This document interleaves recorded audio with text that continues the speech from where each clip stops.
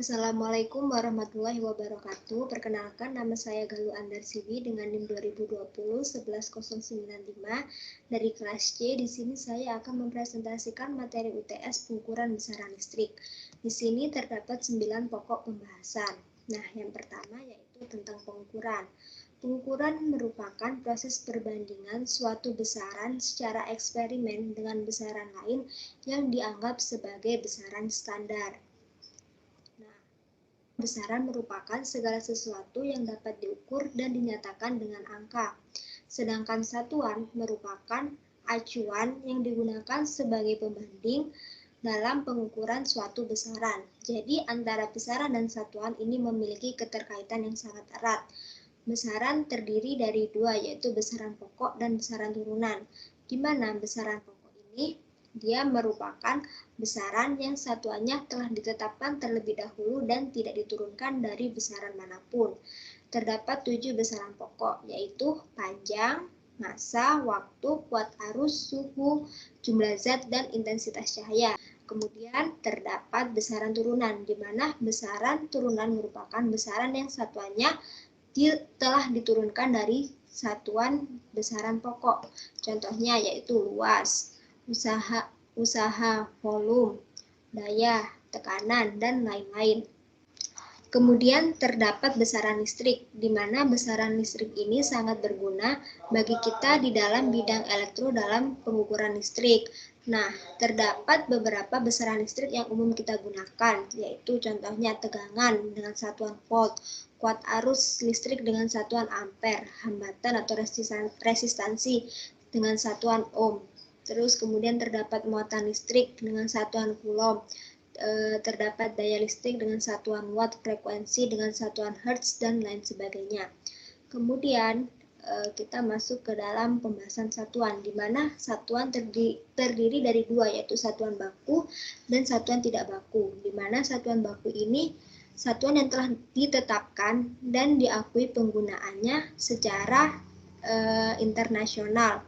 Contohnya, di sini ada dua jenis satuan baku, yaitu sistem MKS dan sistem CGS, di mana sistem MKS ini terdiri dari meter, kilogram, dan second, sedangkan sistem CGS terdiri dari sentimeter, gram, dan second.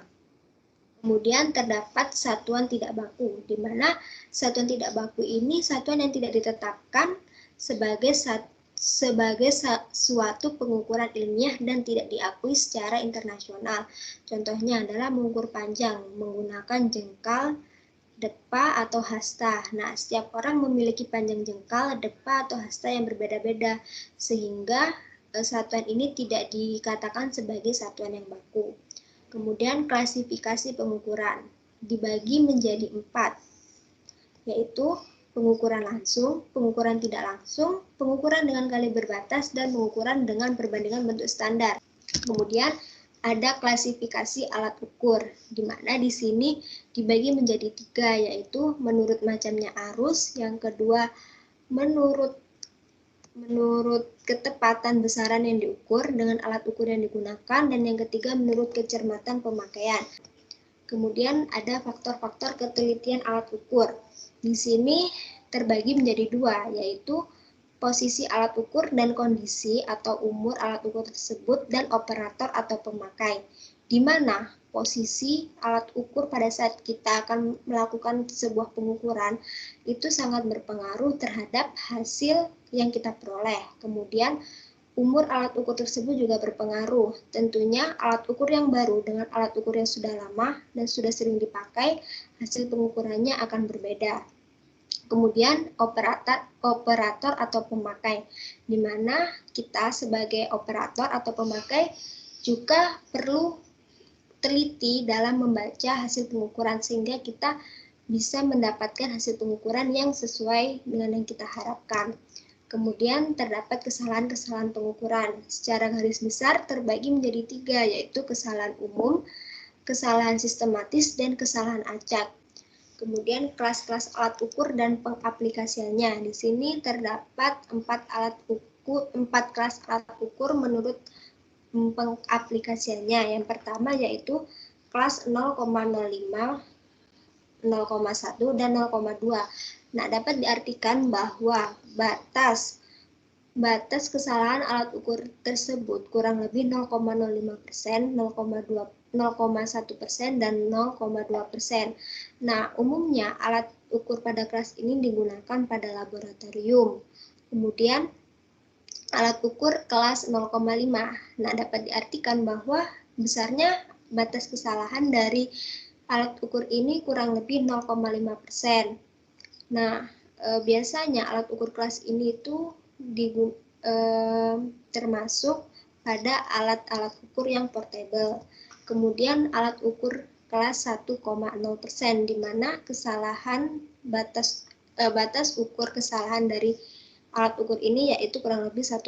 Nah, biasanya dipergunakan pada alat-alat ukur portable yang kecil. Kemudian alat ukur kelas 1,5, 2,5, dan 5, di mana dapat diartikan bahwa besarnya kesalahan dari alat-alat ukur tersebut batas ukurnya masing-masing kurang lebih 1,5%, 2,5%, dan 5%.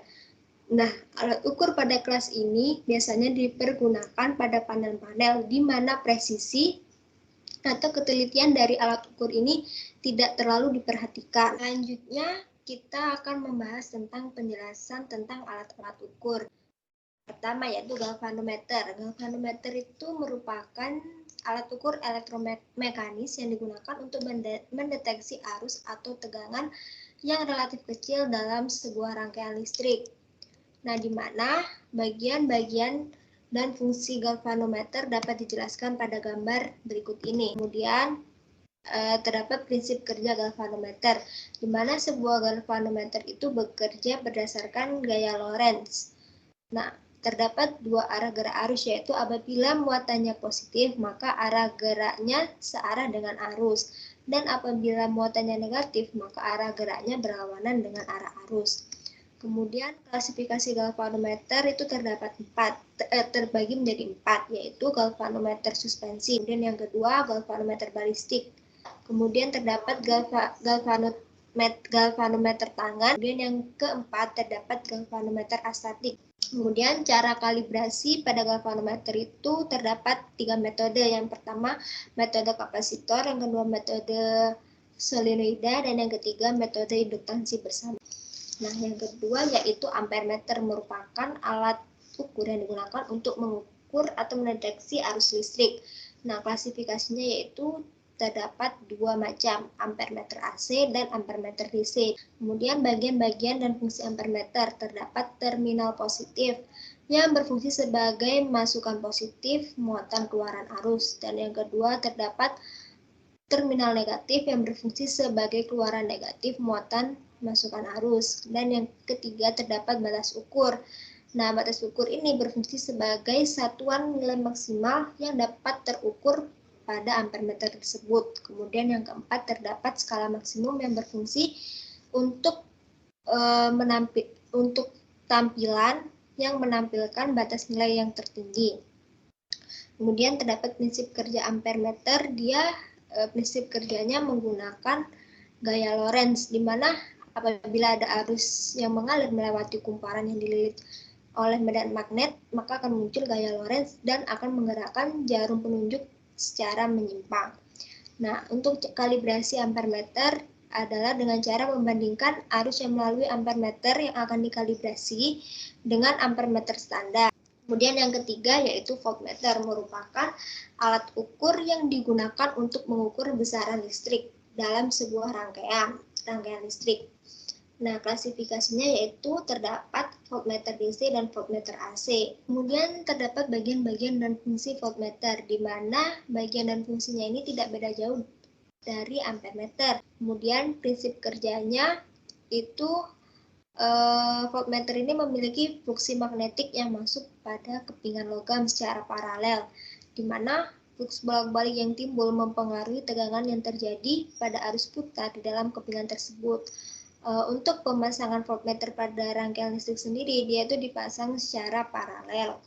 Kemudian untuk mengkalibrasi voltmeter yaitu dengan cara membandingkan tegangan yang melalui voltmeter yang akan dikalibrasi dengan voltmeter standar. Kemudian yang keempat adalah multimeter.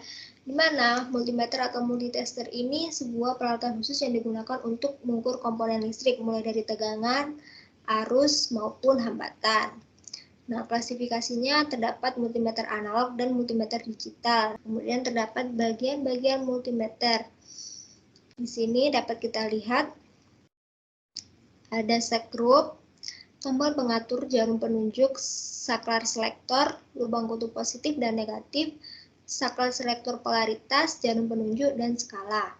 Nah, kemudian terdapat prinsip kerja multimeter atau multitester. Nah, dalam multimeter ini terdapat kumparan yang terbuat dari tembaga. Nah, kumparan tersebut diletakkan di antara dua kutub utara dan selatan. Nah, pada kumparan tersebut terdapat sebuah jarum sebagai penunjuk skala. Kemudian, di sini terdapat cara pengkalibrasi multimeter. Dan selanjutnya yaitu ohmmeter, merupakan alat yang digunakan untuk mengukur hambatan listrik di dalam suatu rangkaian. Nah, klasifikasinya yaitu ada ohmmeter analog dan ohmmeter digital.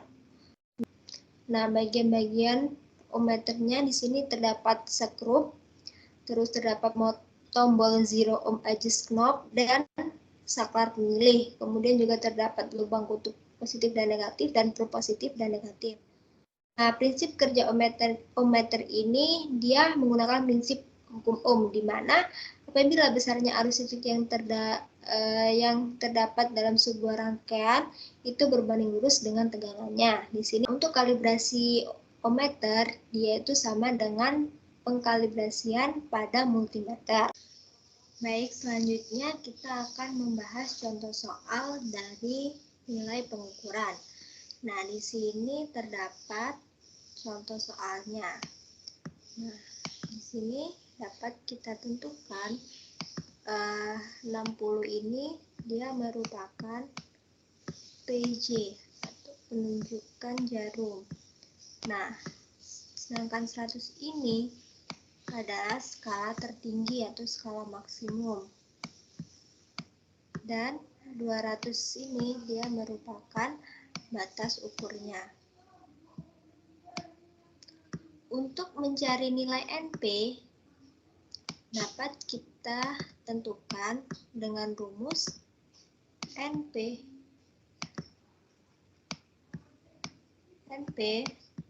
sama dengan PJ dibagi ST dikali dengan PU,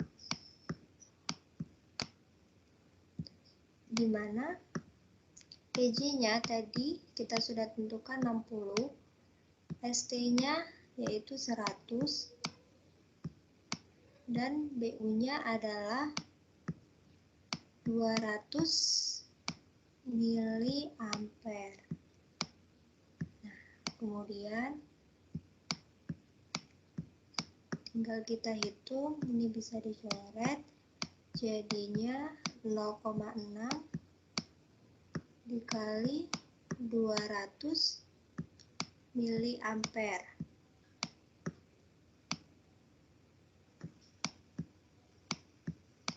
Nah, yaitu diperoleh 120 miliampere.